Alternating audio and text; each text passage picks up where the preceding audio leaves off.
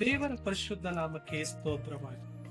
ಪ್ರತಿಯೊಬ್ಬ ಮಾನವನು ತಮ್ಮ ಜೀವಿತದಲ್ಲಿ ಒಬ್ಬೊಬ್ಬ ವ್ಯಕ್ತಿಯನ್ನು ರೋಲ್ ಮಾಡೆಲ್ ಆಗಿ ಇಟ್ಕೊಂಡಿರ್ತಾರೆ.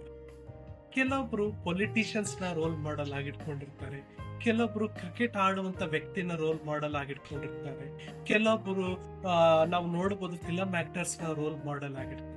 ಆದ್ರೆ ನೀವು ರೋಲ್ ಮಾಡೆಲ್ ಆಗಿಟ್ಕೊಂಡ್ರೆ ನಿಮ್ಮ ಒಂದು ಮುಟ್ಟುವಂತ ಗುರಿಯನ್ನ ನೀನು ಸಂಪೂರ್ಣವಾಗಿ ಮುಟ್ಟಲು ಸಾಧ್ಯವಾಗುವುದಿಲ್ಲ.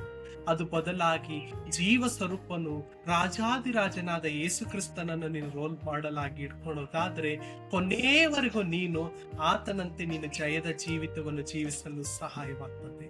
ನಾವು ನೋಡಬಹುದು ದೇವರ ವಾಕ್ಯದಲ್ಲಿ ಏಷಾಯ 45ನೇ ಅಧ್ಯಾಯದ ಅಲ್ಲಿ 2ನೇ ವಚನ, ನಾನು ನಿನ್ನ ಮುಂದೆ ಹೋಗಿ ದಿಣ್ಣೆಗಳನ್ನು ಸಮ ಮಾಡುವೆನು. ಹಾಲೆಲೂಯ.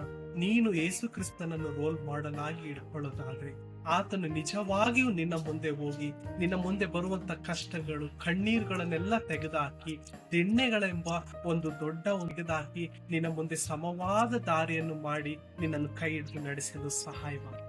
ಹೀಗಾಗುವಂತೆ ದೇವರ ಈ ವಾಕ್ಯವನ್ನು ಆಶ್ರಯಿಸಿ ಪ್ರಾರ್ಥನೆ.